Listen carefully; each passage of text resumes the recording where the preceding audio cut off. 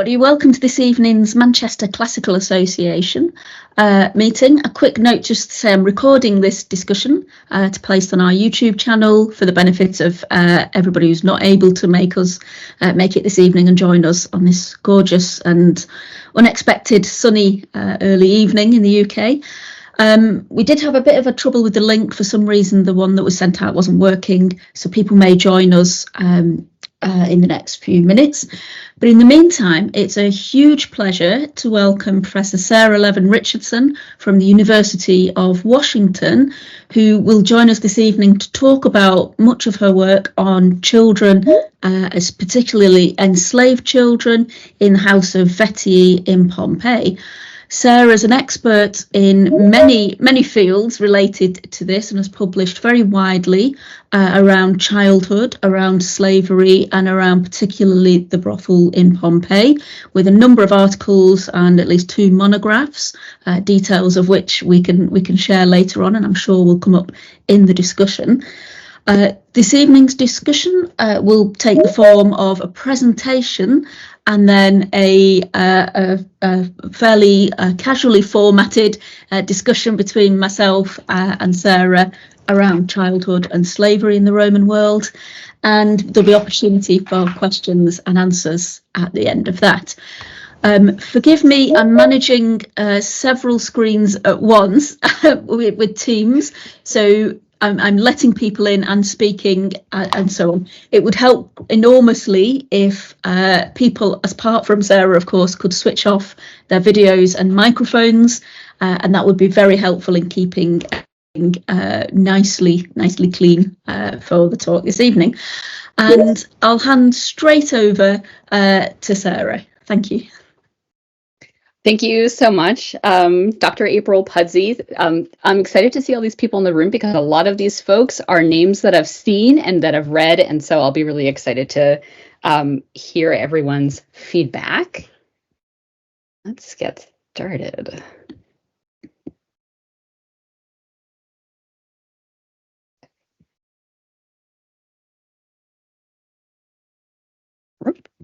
Sorry, new to Teams, there we go. Okay, and just a note as well that this talk contains discussion of child sexual abuse.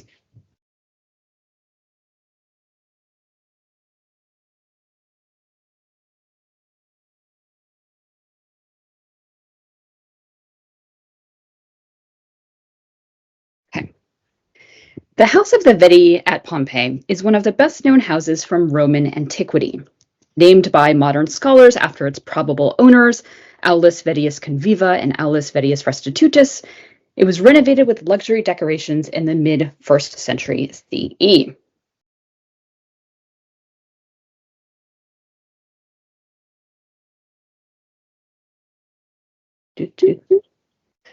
About a dozen years later, in 79 CE, the local volcano that shadowed the town erupted in spectacular form, sealing Pompeii in many feet of ash and preserving houses like that of the Vettii.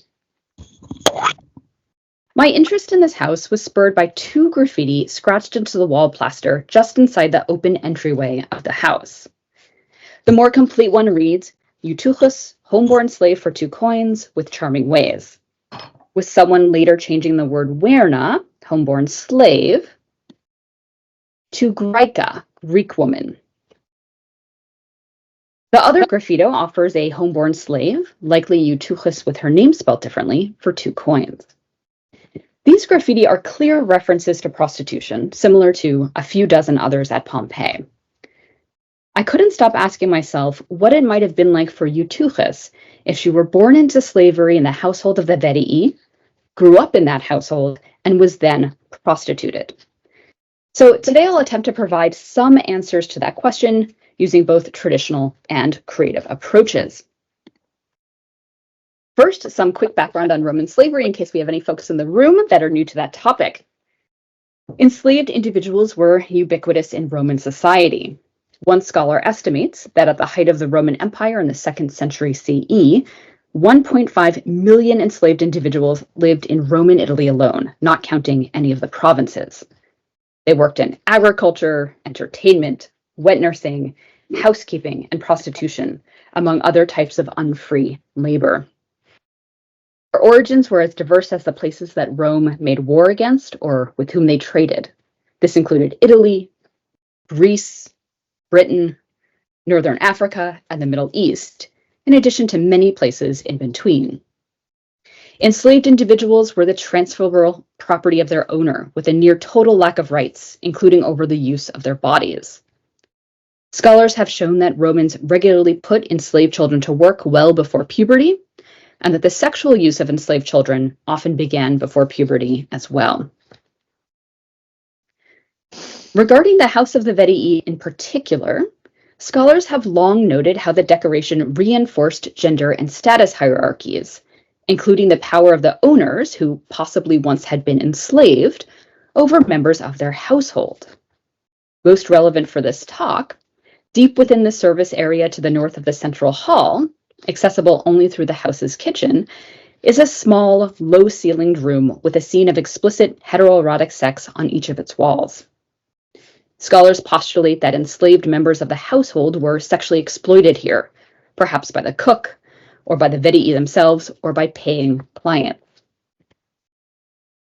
Regardless of which scenario we think is most likely, Beth Severy-Hubbin has poignantly noted that for the enslaved individuals of this household, the sexual frescoes, quote, may have served as a reminder of one of their servile tasks, end quote, namely, sex with their enslaver. So I'll start by re-examining the House of the Vettii's material evidence to explore the messages that enslaved children like Eutychis may have taken away from the structure's decoration. Positioned low on the walls of the central hall, for example, a band of decoration features children carrying objects. The Italian scholar Agostino notes the detail in the children's expressions, commenting, for example, on the child who holds the silver bowl, quote, his face well expresses the attention he pays to not making anything fall, end quote.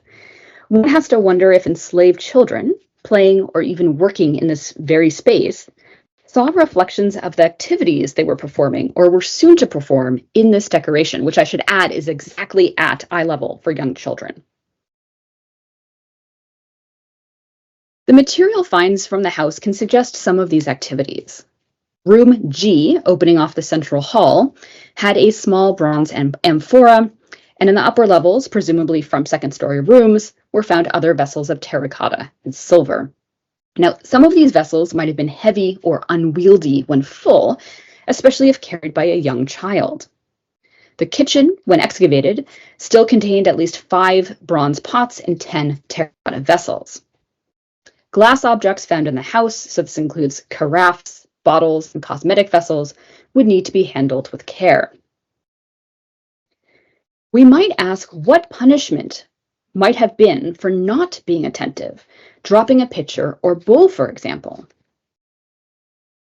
Other decorative elements offer one answer: the pair of marble garden statues of a nude boy with his hands bound behind his back.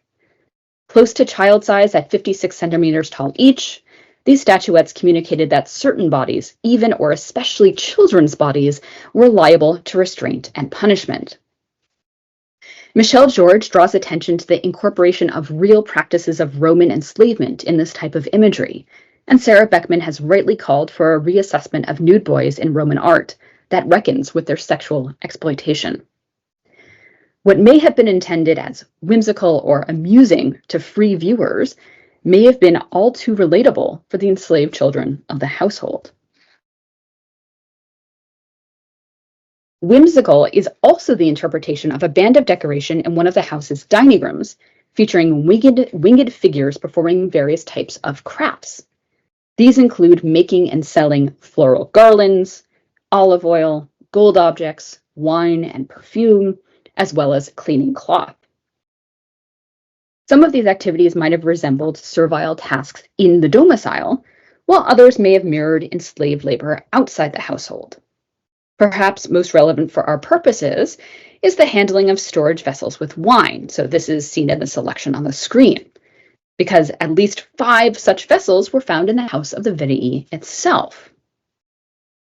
While the ages of the winged figures varies quite a bit, some of them are distinctly children, and in certain situations this presents difficulties for the work they are trying to perform. To work the wine press, for example, the child-sized cupids have to climb up poles and use their body weight for leverage. An enslaved child may have taken various messages from this decoration: that children were expected to provide hard physical labor, that labor had real value in terms of the products it could produce, or that their future as unfree workers might entail living and working elsewhere, for better or for worse. This overview shows how the house's decoration encodes enslaved children's susceptibility to coerced physical labor, as well as confinement and punishment. And this is in addition to the coerced sexual labor suggested by the erotic frescoes. And yet, I still have questions about the life of Eutychis, the homeborn slave who was prostituted. And so I've been seeking out flexible, creative, and yet still rigorous methodologies. Enter critical fabulation. Saidiya Hartman developed the methodology of critical fabulation to think holistically about her subjects, captive women on the transatlantic slave route, and African American women in early 20th century Philadelphia and New York. The methodology involves narrating a historically attested moment from multiple perspectives, with each retelling reframing the same set of archival details to explore the physical and emotional points of view of those involved. Hartman explains that this approach entails, quote, listening for the unsaid, translating misconstrued words, and refashioning disfigured lives, while respecting the limits of what cannot be known. In one case, she explores the death of an enslaved woman on the transatlantic slave route, mining the transcripts of the 1792 trial of the slave ship captain accused of murdering her. Hartman imagines the scenario leading to her death from the perspective of the slave ship captain accused of murder, from that of the third mate of the ship who provided testimony in the case, and from that of the ship's surgeon, the abolitionist who addressed the House of Commons, the English insurer of the ship, and finally, that of the deceased young woman herself. Hartman weaves vivid stories, and often brutally vivid ones, about the life and death of enslaved individuals on the Atlantic slave route, while acknowledging the failure of any attempt to fully represent the experiences of a historical individual. This methodology has begun to be used by scholars of slavery in other time periods, including by myself and Deborah Kamen. Mika Ahuvia has recently argued that critical fabulation can, quote, produce a better historiography, end quote, of a zodiac mosaic in the 4th century CE Hamat Tiberias synagogue. While previous scholars retrojected a rabbinical gaze and thus interpreted the iconography as problematically pagan, Ahuvia uses critical fabulation to recenter the subjectivity of the actual commissioner of the mosaic, the foundling Severus. The result is a more nuanced and accurate understanding of how individuals performed Judaism in late antiquity. Returning to our case study, I will now present critical fabulations from the perspective of 4 individuals likely to have been in the house of the Vettii. So a cook, a freeborn daughter, a wife/mater familias, and Eutychis herself. Through these short stories, I think through multiple potential authors of the graffiti and their motivations, as well as several possible life histories of Eutychis. You'll notice, for example, that some fabulations spool out the possibility of Eutychis having been born into the house of the Vettii and remaining there through her childhood and early adolescence. Other fabulations explore the possibility of her being born to an enslaved mother in a different household and sold into the house of the Vettii at some point in her childhood. These stories are but a few of many scenarios that plausibly can be created with the ancient evidence. And in fact, in other versions of these critical fabulations, I also explore the possibility that Eutychis was a homeborn slave with no relationship to the house of the Vettii, that she or someone else just thought that this doorway, which was open to the street 24/7, was convenient for advertising her availability. Okay, so I'm now going to do the 4 critical fabulations. A cook. The advertisement just appeared there one day, its letters looking freshly scratched into the wall. Eutychis had the strong will and cunning of their master, which made sense as she was fathered by their master, and she was a constant source of conflict between the master and his wife. The wife wanted Eutychis and her mother out of the house, but the master wanted to keep both close at hand. The cook didn't know who wrote the advertisement or even exactly why, and truthfully, he didn't care. He was annoyed at how this would impact him and the work he needed to do. He'd need to set some ground rules about when she could take men to the back room, certainly not when he was busy preparing a meal, but perhaps in the less hectic moments between meals. He let out a sigh, thinking also of the possibility of a client helping himself to what he saw on his way to the back room, whether grabbing nuts from the pantry or pinching a slave boy's backside. The cook would need to rearrange the storeroom now. What a mess this was going to be. Whose idea was this? So next we have a freeborn daughter. The daughter remembered the day clearly. When she was 4, her father had bought her her very own slave as a playmate, a girl roughly her own age that she got to name Lucky.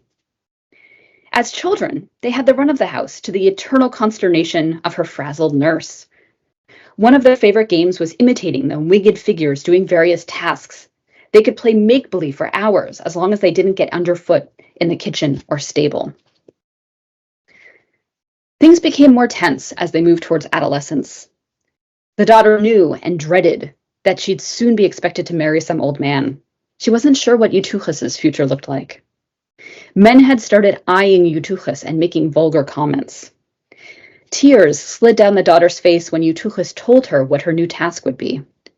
She tried to ask Eutychis what sex was like, not out of a prurient interest, but because she was honestly terrified and no one wanted to talk to her about it. After trying a few times to get Eutychis to talk about it, the daughter stopped asking. Conversations were fewer and with more awkward silences. The daughter's heart broke as she and Eutychis began to grow apart. She couldn't blame Eutychis when she said she needed to find a way out of her situation. The daughter hopefully suggested that she could free Eutychis. She did legally own her, after all. But she didn't control the purse strings, and neither of the girls met the age threshold for officially freeing a slave. Perhaps she could take Eutychis with her when she moved into her husband's home. It was a possibility, but perhaps a couple years away.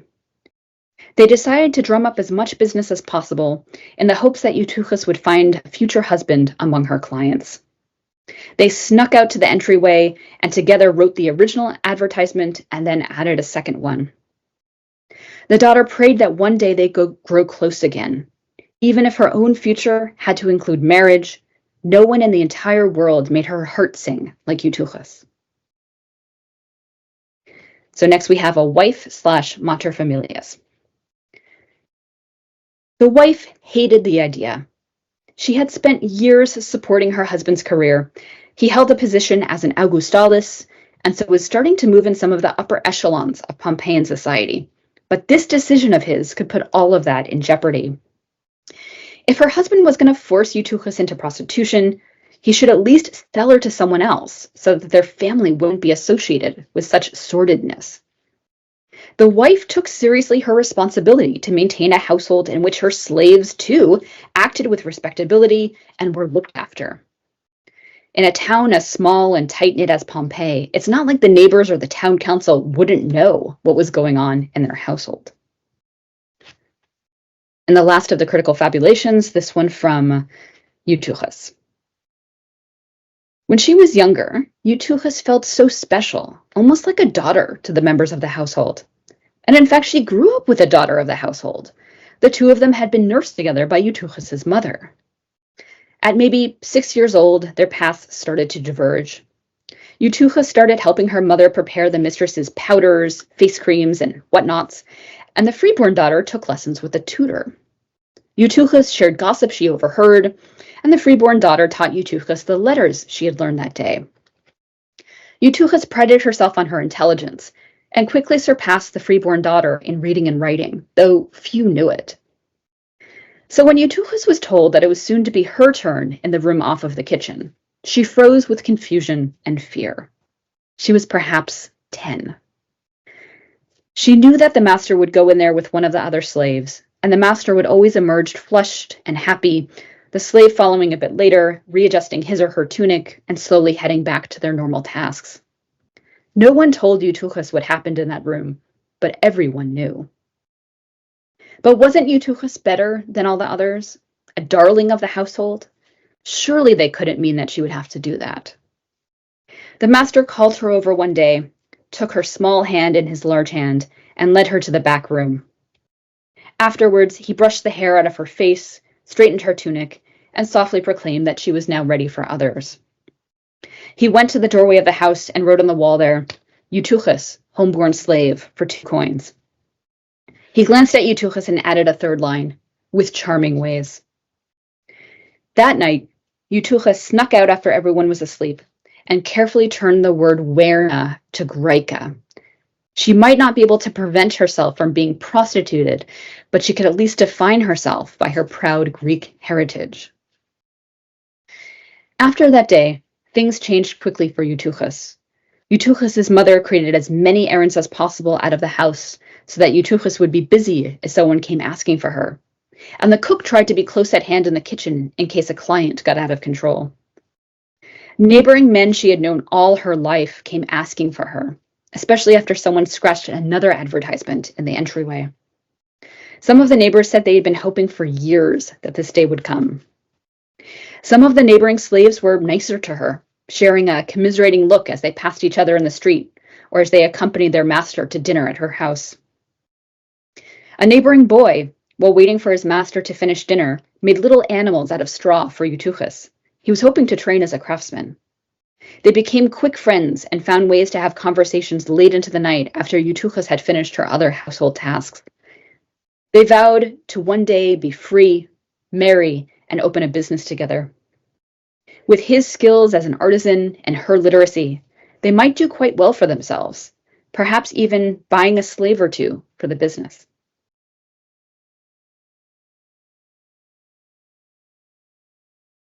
So that's the end of the critical fabulation.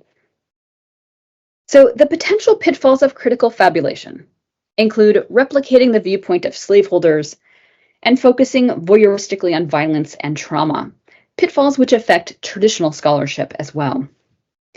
So unique to this methodology is the potential to ventriloquize the dead. We should not, in Edouard Glissant's words, reduce our subjects, quote, to a truth they would not have generated on their own, end quote.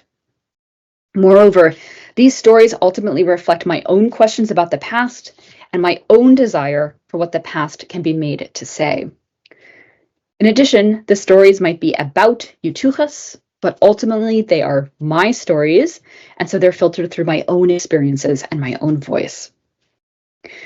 So in response to these potential pitfalls, I refrain from using the first-person perspective, and I include moments of play, supportive relationships in the enslaved community, hope, and romantic love, including queer love. I take seriously Glissant's statement that subjects have a, quote, right to opacity, end quote. So I think deeply about what my subjects might want known about their lives and what opacity they might demand if they could speak to us from the past. I still hope to one day create crowdsourced fabulations. These would allow each person to bring their scholarly expertise, their life experience, and their voice to these stories. The payoff of critical fabulation warrants navigating these pitfalls. First, as a methodology, the act of fabulating requires centering the marginalized individuals whom we study. And in the process, we might notice overlooked evidence or see different resonances.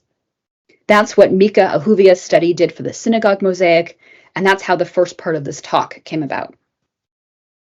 Second, the presentation of scholarly results as short stories has emotional, ethical, and intellectual benefits.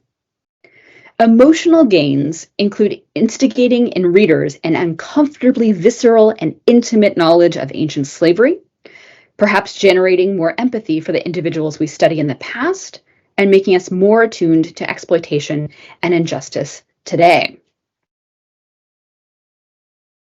Ethical gains include, to quote Hartman, painting as full a picture of the lives of enslaved individuals as possible, end quote.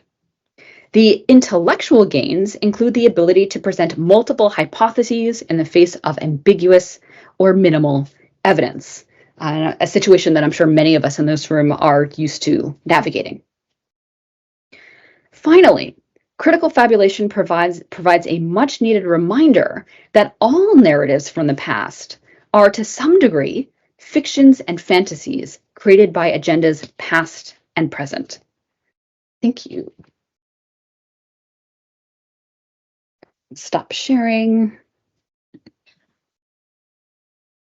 Thank you, Sarah. That was a wonderful introduction for many of us, I think, into critical fabulation, what it is and how it can be used.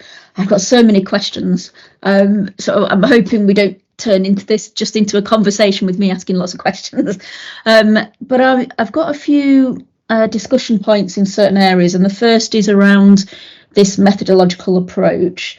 And you've kind of hinted towards some of the answers in the pitfalls of this this method. I agree with you that to some degree as historians we are fabulating through our own experience all the time anyway, and I think it's quite nice to just accept that and run with it in many ways. I do worry about this this perspective though, and this kind of, especially when we're doing topics like slavery and abuse or any sort of oppression or violence, that we do run the risk of placing ourselves into a perspective that's not one we should be trying to replicate. And it's kind of in a way reenacting violence to do that. And that of course has been a real issue even around the language of slavery for modern historians. I mean, I've not really got a question other than how specifically do we get out of that? And one thing I'm thinking as well is the particular importance of that is when we're doing public history. So many of these topics where this method is useful are going to be topics where there is a particular public interest. How do we explain without using methodological jargon to a public audience that we shouldn't be putting ourselves in these perspectives without being a lot more critical about it? So that's a long-winded way of asking how precisely do you think we can get out of this little bit of a problem that we're in with this? Yeah, I mean, I think it's a great question, and thank you for that. It's a problem that I don't think we're going to solve, right? And I should say that I have found critical fabulation very useful for the particular situation that I was looking at. And I think, as with any methodology, it has to be driven by the questions that you're asking. So, and I have to say, I also like historical fiction. So there's many ways in which we can use imagination for the past in both scholarly and para-scholarly contexts. I think that if you're not asking a question for which critical fabulation provides some sort of benefit, then you don't necessarily need to do it. We shouldn't be like play acting with these horrible experiences just because it is an interesting thought experiment, right? And I think that's what you're getting at. And I also, one of the reasons why I thought, and I still have trouble articulating these critical fabulations, right? They're pretty hard to listen to and they're pretty hard to read, right? There's violence and trauma that's part of this.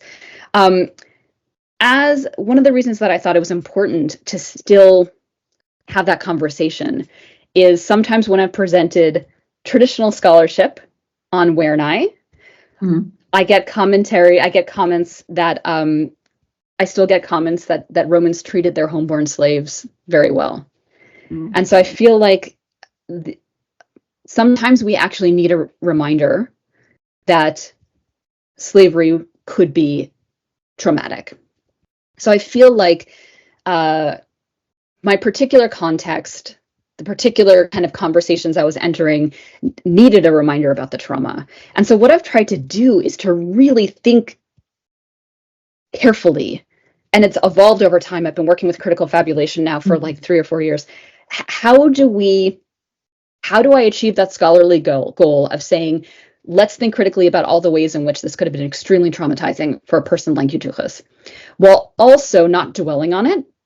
So the sexual, her first sexual experience, I try to minimize detail in that, right? And I'm influenced here also by, autobiographies of formerly enslaved people in the US and how they talk about their experiences, including with sexual violence. So I'm trying to be very careful. It's a process that's continually evolving in terms of how best to be respectful of the process. And I also think, I did ask myself, what would Eutychis, or a child like Eutychis, what would she, if I had a conversation with her and I was like, tell me about yourself, what would she say? And I was like, you know what? It is possible she wrote those graffiti. And if it is, right, I work on graffiti, like I have made those arguments before. If she did, she might be really proud of the fact that she was literate. And I was like, I need to have that as one of the possibilities. So thinking about also not just the violence, but these individuals as whole individuals. And Eutychis is a ultimately a fiction, right? She's in these stories, she's a compilation of like evidence from Roman Egypt, other evidence from Pompeii.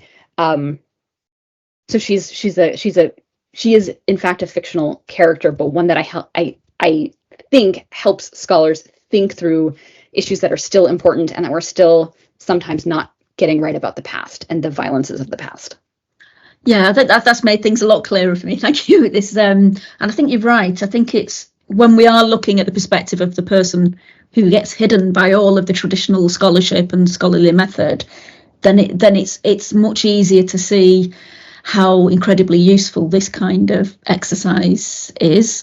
And I'm thinking in particular, when you were giving us Eutychis's perspective, I was thinking about all my children in Roman Egypt, particularly the enslaved ones, but also you brought out some of the kind of elements of almost like peer relationships with freeborn children, and you had the freeborn child's perspective as well.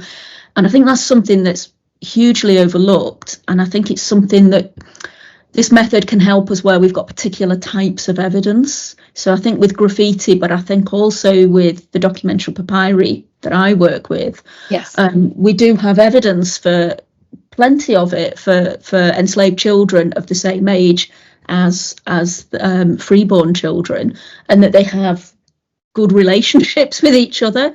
And, a child's perspective on a relationship is not going to be broken down into these categories that the adults break them down into. So I kind of like that we can get a bit of an emotional insight into something, and we can't replicate exactly the life stories of these children, but I think it's something that we would just never, unless we imagine it in some way creatively, we're never going to get the evidence that tells us about it. And this is a real problem for, I think, certainly for slavery studies in antiquity, isn't it? Because we don't have any testimony at all from enslaved people. So I think this is kind of the only way we can try and achieve that a little bit. So I do like that. It's obviously a bit of a discomfort in looking at the perspectives of the adults in this household, because it's uncomfortable, almost like putting yourself in their perspectives. But it kind of works, and I'm wondering if you can find a way of saying that is it only possible to look at these perspectives if we look at all four individuals involved?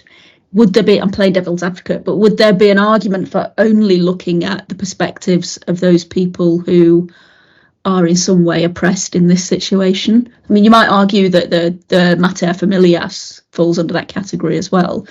But do you think this would be an incomplete picture if you ignored the pater familias and his perspective?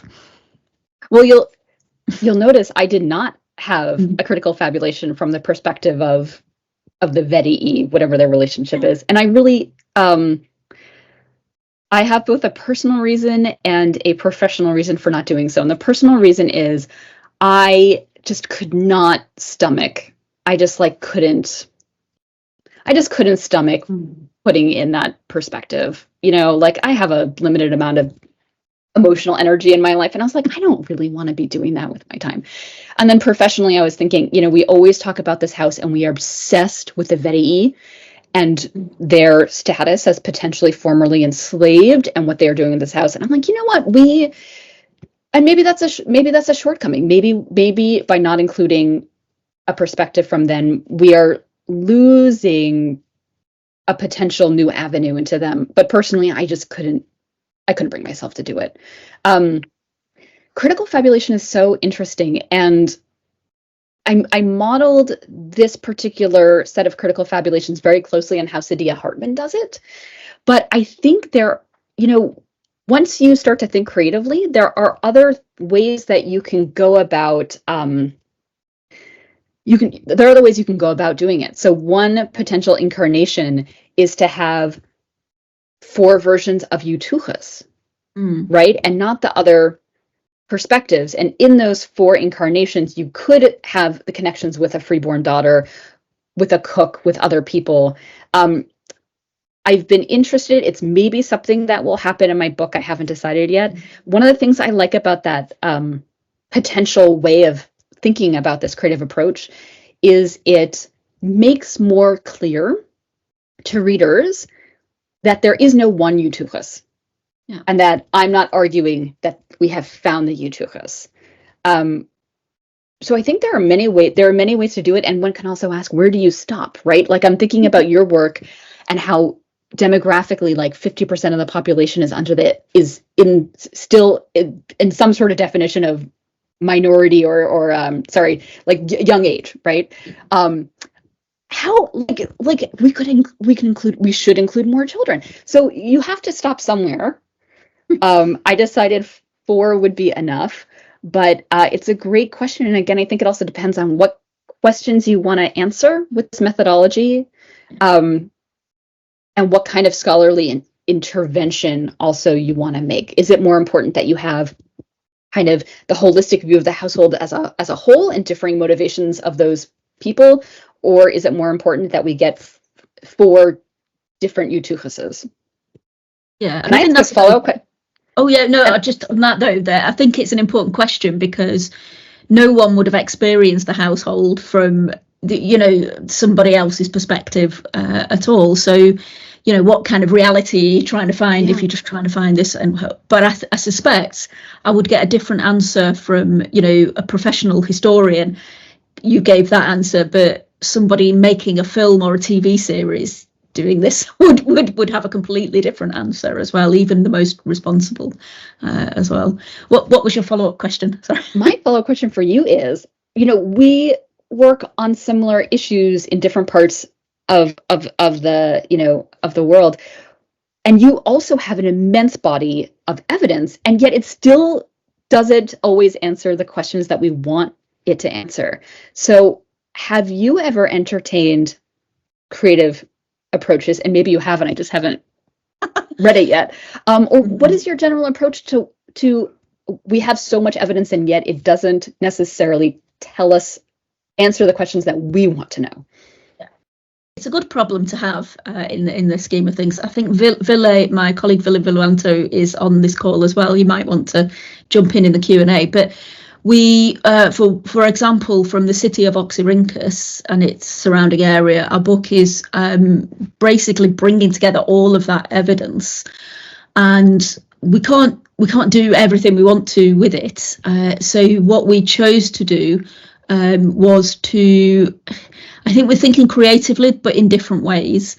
So rather than trying to create a perspective or a life story for individual children, we're thinking of certain areas of life within this city and how the city operates, and then trying to piece together children and young people's perspective in that area. So a sort of critical fabulation, if you like, around a theme or a topic rather than an individual. So, for instance, travel or space and environment or social relationships outside of the household with other young people or with adults, or political involvement or religious culture, all of those different areas. But what we do try to do is think of it from the child's perspective, what their position is within the group of people or the environment that they're working with, in or learning in, and try to use things like trauma-informed approaches to understand the situation that these young people are in and how they would see it and view it, because they're not using the labels that we typically use when we do childhood studies, where, so for instance, things like work, labour, education, all fall under particular categories. Slavery does as well, but actually from a child's perspective, those things kind of bleed into one another in many ways, certainly through the practice of apprenticeships as well. So we have lots of examples.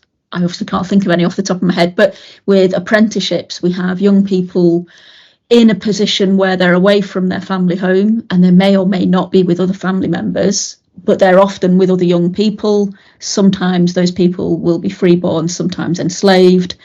They're learning at the same time as working and being exploited, but at the end of it, they've got some agency in choosing some of the practicalities as detailed in their contract, in terms of whether they live at home and go to the workshop every day or live there, and they get days off for certain religious holidays, all those kinds of things. And I think sometimes if you're looking at that from an overall perspective of a traditional historical approach into childhood, then you miss a lot of the actual emotional side of that. So how would these, what was a child's life like in terms of their exposure to other children, adults, the things they would be expected to do, the things they would enjoy and be enriched from, their early childhood development and youth and so on. So yeah, we're trying to do that. I don't think maybe Villy can answer this as well, but the critical fabulation side of things is something that we've not tried, because it's just, some of the evidence we've got is such a snapshot picture of a moment in the life as recorded by somebody else. But I guess it's something to think about. It's definitely something we can work on. And one piece I'm doing at the moment is on some partial life stories of trafficked, enslaved children around Egypt, and that is incredibly difficult because I've got the huge problem of the documents are telling us about the men who are doing the trafficking, and we seem to know more about them than the children. And the one thing that we do know is the distance they've travelled and the way their names have been changed and where they've been trafficked to.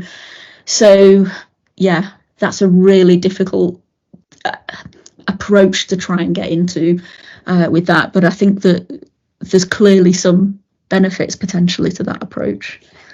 Yeah, I've waffled on and gone off on a tangent. Completely forgot what your question was, but no, you answered it. Thank you for that. Yeah, and it is, it is different types of evidence, right? So, like at Pompeii, we have so many details about the household, right? The physical space, the decoration, and with your evidence, I was thinking about, as you were talking, how you and Villa, the mobility that you're able to pull from the documents is so important. And so you have, and you'll notice my critical fabulations, they're pretty much centered around the household. So our evidence is also constraining the limits of the types of, of analyses that we can do. Absolutely, yeah, and it's a wonderful problem to have for a historian, isn't it? That you've got all this evidence you don't know what to do with. So, but I guess that's our lot as ancient historians, isn't it? You just have to ask different questions of the same material. That's what keeps us all in jobs. One thing I wanted to ask as well, before we maybe move on to open this for general discussion, is I'm thinking about, you mentioned at the start what messages that children would have been subjected to in terms of their physical environment, so things like their visual culture, material culture, and you looked at, some of those images, particularly the Cupid and Psyche ones, where they were deliberately at child's eye level, and they were of children doing things that were very difficult for children to do.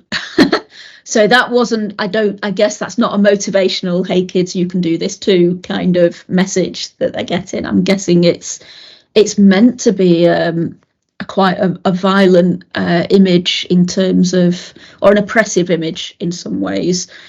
And I'm wondering how you can, is it possible methodologically to kind of take a child's eye view around this house and think, what would a child, what images would have saturated their world? What would they have seen lots of? And the reason I ask is because in Egypt, in quite a lot of certainly in the rural areas where when I've looked at material culture and I've looked at things like images of Harpocrates, the child protector god, and things like the Horus cults and stuff, children would have been surrounded with images that were meant to be protective of them. And that held true for enslaved children who lived in those houses as well. So I'm wondering, in this very different context in Pompeii, how the sort of more traditionally Roman kind of system kicks in, and how visual propaganda is used to, well, not propaganda, but visual life is used to kind of keep children in their place, so to speak. That's a great question. I don't think there's anything equivalent in this house to the imagery of Harpocrates. And, it is interesting, though. I don't think anyone's done an analysis where we've estimated children's heights and actually mapped out, a view shed or something. It would be interesting to see, the house is also famous for the violent mythological frescoes. Do those actually look differently when seen from like 2 or 3 feet off the floor than from 5 feet off the floor? And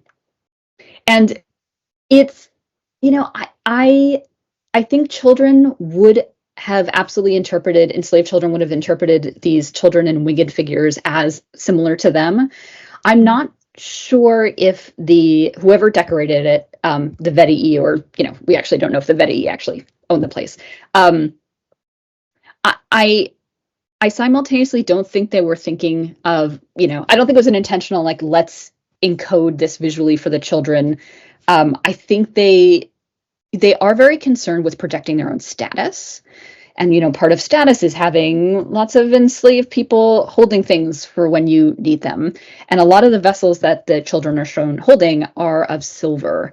So I think for them, it's intended as a permanent, stable manifestation of what they also were achieving to do with real children. And I think, as I mentioned, it just has different resonances if you were a child and that is what you were expected to do. Yeah. So it seems like it's not really child focused, or it's not a kind of children's culture in any Not way. that I know of. Yeah, that's a great question. I'll think more about it, but yeah. Yeah. Brilliant, interesting stuff.